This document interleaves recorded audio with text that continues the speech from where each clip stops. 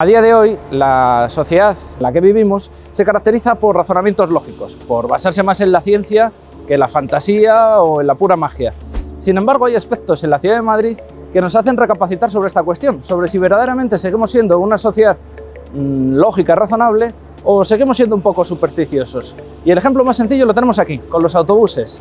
Curiosamente, en las líneas MT de nuestra ciudad no tenemos autobús número 13 y solo y exclusivamente se debe a una razón puramente supersticiosa, porque existe el resto de números salvo ese en concreto. ¿Por qué? Bueno, porque nuestra ciudad sigue caracterizada por ese componente mágico que tanto se vincula a su historia. Por eso en el recorrido de hoy yo, Miguel Zorita, os animo a que nos acompañéis por esta ruta sobre los magos madrileños.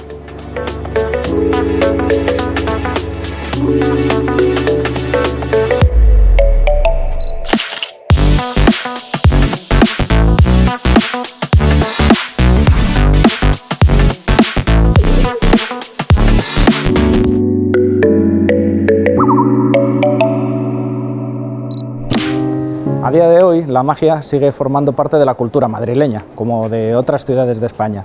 En realidad, antes de adentrarnos en qué componentes mágicos tiene nuestra ciudad, habría que pensar qué es realmente la magia, porque existe una especie de batiburrillo de creencias en las cuales conviene distinguirlas. Por ejemplo, sin ir más lejos, en el año 1655 se hace un cartel impreso por un impresor granadino, que al mismo tiempo de ser impresor real es impresor de la Inquisición, nada más y nada menos, en el cual se publicita la llegada a la corte de un ilusionista. Eso, la Inquisición misma no lo considera magia, porque considera que es un mero espectáculo, sin mayor trascendencia sobrenatural. Pero sí que es cierto que el Archivo Histórico Nacional está repleto de procesos judiciales a hechiceras, a magos, a brujas, a brujos, en definitiva, gente con poderes sobrenaturales. Por eso nos hemos trasladado a este lugar tan curioso de nuestra propia ciudad, donde vemos que esas cuestiones mágicas siguen latentes y donde nos podríamos hacer una idea de cómo distinguir, por un lado, las creencias religiosas de las creencias sobrenaturales o de las creencias mágicas. En ese batiburrillo de ideas, lo habitual es pensar que son prácticamente lo mismo. De hecho, desde culturas ajenas a la nuestra, consideran que tan parecido es un milagro como un truco de magia. Sin embargo, cuando nos adentramos en la teología y en cuestiones así, nos damos cuenta que la magia, por ejemplo, está mucho más vinculada a cuestiones demoníacas y a cuestiones de cultos, digamos, al diablo, mientras que los prodigios, las creencias milagrosas, se refieren mucho más al mundo de Dios. Sin embargo, en el caso de Madrid, o en el de otras tantas ciudades de esa España del siglo XVI y XVII, nos encontramos con oraciones que hacen los propios magos invocando a todo tipo de santos, con lo cual esa mezcla tan curiosa de ambas creencias nos obliga a distinguir en cierto sentido de qué estamos hablando. Por eso, hoy vamos a hacer un recorrido sobre determinados personajes concretos de la ciudad de Madrid que nos hablan de eso, de cómo funcionaban ese tipo de creencias y a qué nivel tuvieron importancia en la historia de Madrid.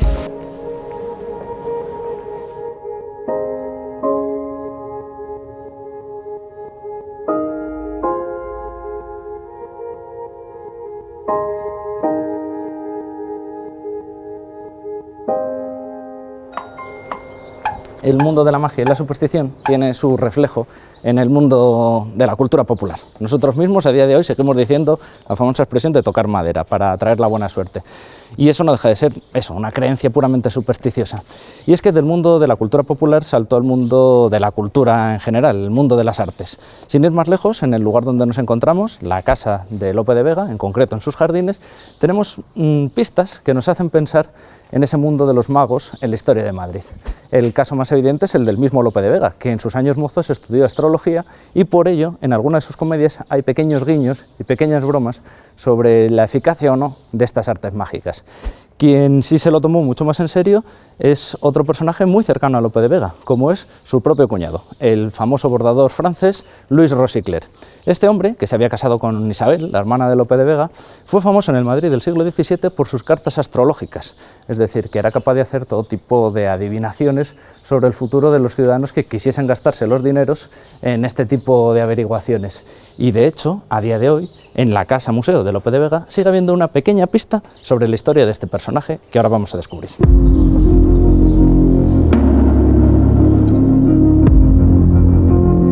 Esa pista pista de la que os hablaba nos remite a las piezas que componen el Museo de la Casa de Lope de Vega. Este museo es una reconstrucción ideal de cómo sería la casa en aquel entonces y por eso se han buscado piezas que sepamos con seguridad que tienen una vinculación histórica con Lope de Vega, y entre ellos se ha traído un lienzo que provenía del cercano convento de las Trinitarias, que representa, bueno, una escena de la infancia del propio Jesucristo.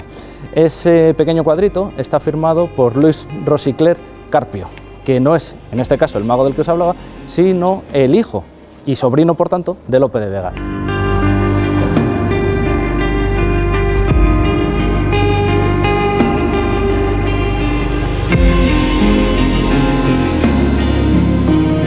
Y si hablábamos de Louis Rosicler como un mago que termina trascendiendo al mundo de la literatura, podríamos hablar de otra hechicera, en este caso, que termina influenciando la obra de este vecino ilustre, de Miguel de Cervantes.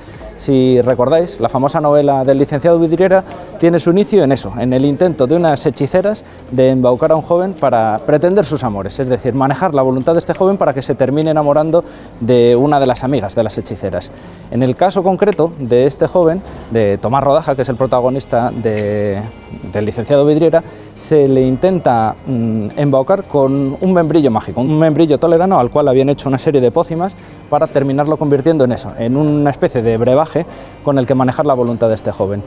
Es curioso que Cervantes utilice ese componente del membrillo cuando una vecina famosa de esta misma calle donde nos encontramos, de la calle del Príncipe, una tal Isabel Martínez, no dejaba de ser la viuda del charcutero real.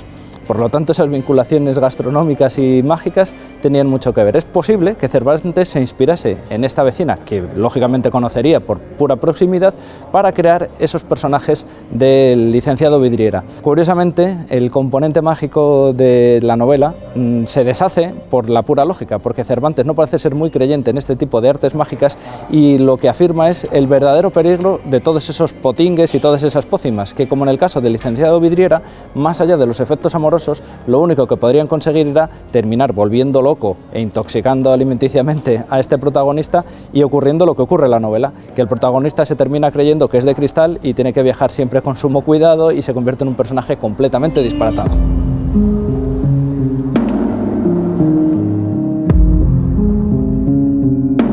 Si continuamos con las vidas singulares de estos personajes tan vinculados a la magia y la ciudad de Madrid, tenemos que remitirnos aquí, a la calle de la Cruz, y en concreto al año 1576, porque en este mismo lugar, en las cercanías de una especie de tablado o de academia de baile de aquel entonces, residía un licenciado, un sacerdote al mismo tiempo, burgalés, que se hacía llamar Amador Velasco Mañueco.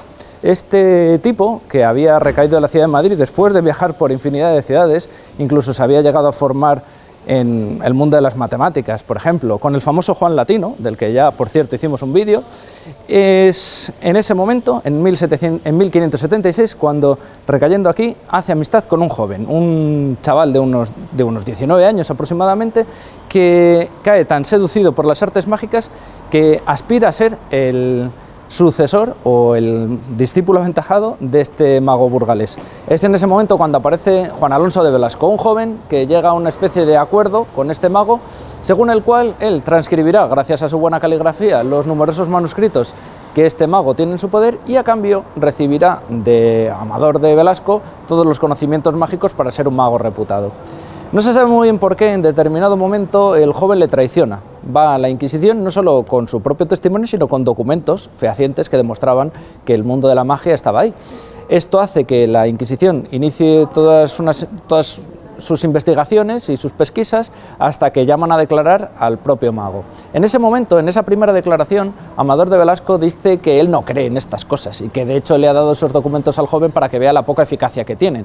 Sin embargo, según avanza el proceso, demuestra que sí que tiene unos conocimientos tan sumamente reputados de la astronomía y de la astrología, por supuesto, que le hacen sospechar a todos los inquisidores que se trata de un mago de tomo y lomo.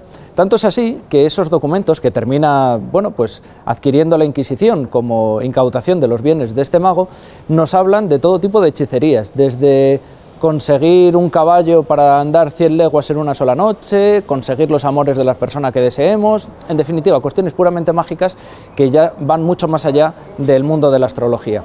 De hecho, el propio Amador de Velasco reconoce que él no solamente tiene una formación académica del mundo de la astrología, sino que además reconoce que ha hecho todo tipo de averiguaciones para los nobles de la corte, que incluso ha acertado en algunas de ellas para religiosos.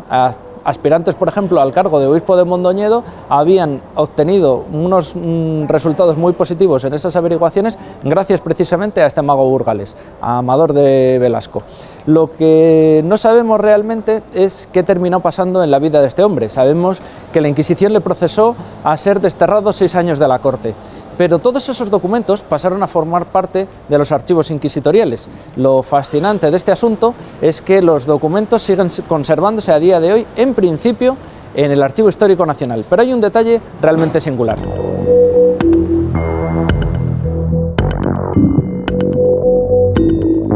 Nos hemos trasladado ahora hasta el número 112 de la calle Serrano. Nos hemos desplazado aquí porque en este lugar, muy cerquita, para que os hagáis una idea de la República Argentina, es donde se encuentra actualmente el Archivo Histórico Nacional.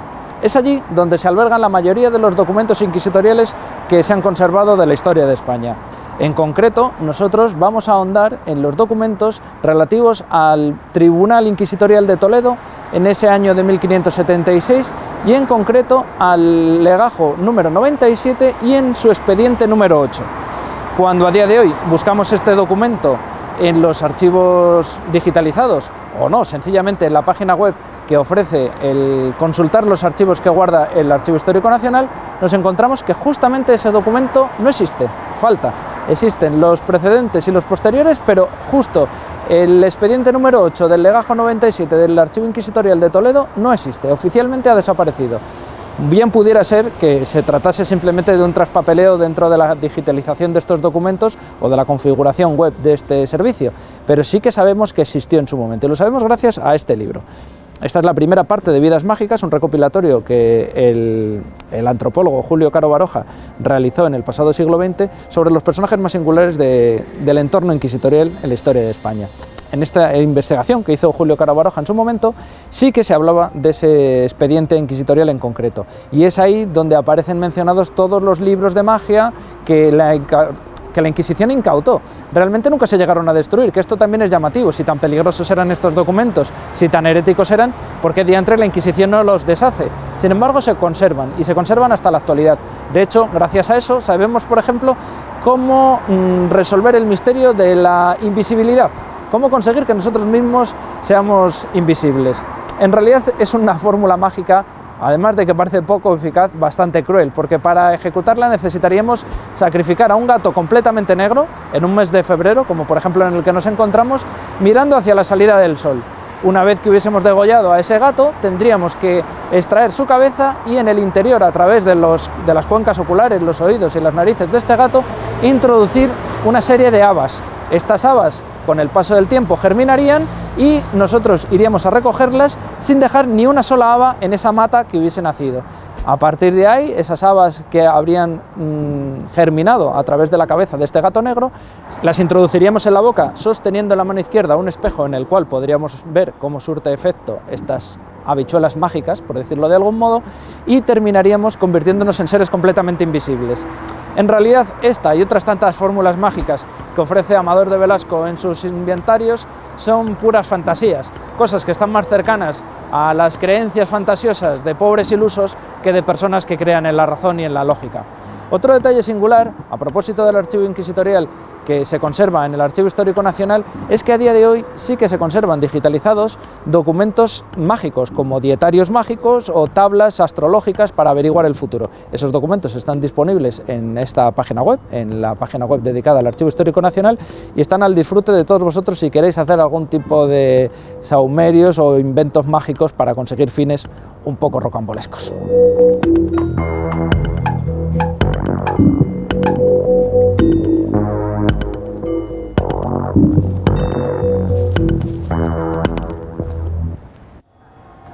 Nos trasladamos ahora a la Plaza del Cordón para hablaros de otro personaje que, como el día de hoy, está rodeado de nieblas. Es un personaje realmente conocido en la literatura popular de este tipo de cuestiones mágicas, pero realmente misterioso a nivel histórico, porque sigue habiendo muchas dudas sobre sus implicaciones políticas, sociales y, por supuesto, mágicas. Hablamos de una madrileña insigne como fue Lucrecia de León, una muchacha que en el siglo XVI se atrevió a vaticinar todo tipo de augurios, sobre todo en contra del gobierno de Felipe II. Se la conoce mundialmente por haber sido profeta, en cierto sentido, del desastre de la Gran Armada.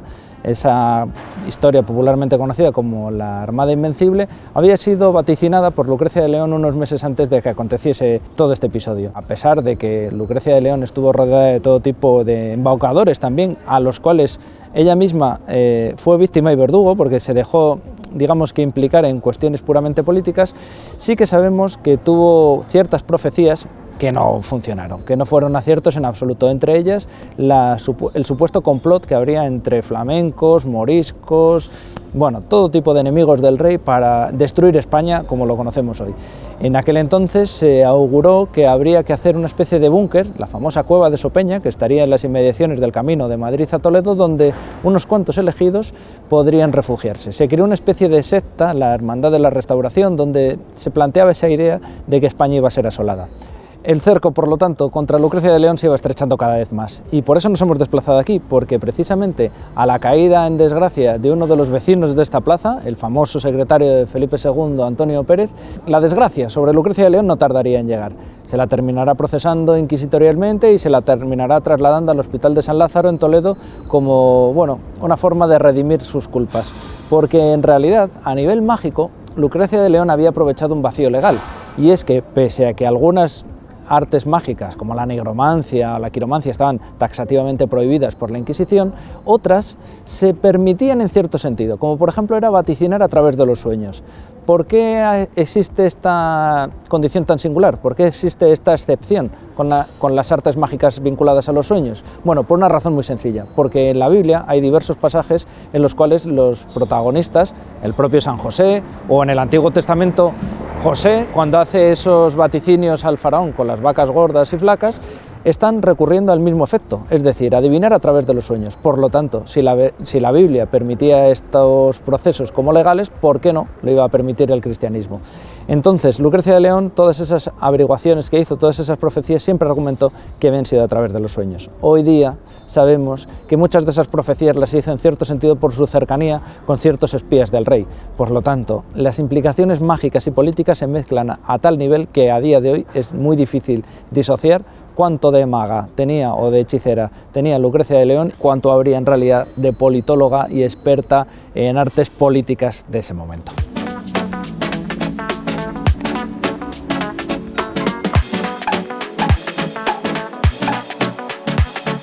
Llegamos al final de nuestra grabación con la duda permanente de si realmente existe o no la magia. No podemos convenceros de que con determinados sortilegios o determinados amarres consigáis que alguien se enamore de vosotros o consigáis mucho dinero a través de todos esos manejos para conseguir descubrir tesoros mágicos. Lo que sí que es cierto es que sabemos que la semana que viene volveremos otra vez a hacer uno de estos recorridos descubriendo los lugares más fascinantes y las historias más increíbles de nuestra ciudad. Por eso, para que veáis que nuestra magia surte efecto, os animo a que estéis pendientes y veáis cómo la semana que viene cumplimos a rajatabla con nuestras propias profecías. Un abrazo a todos.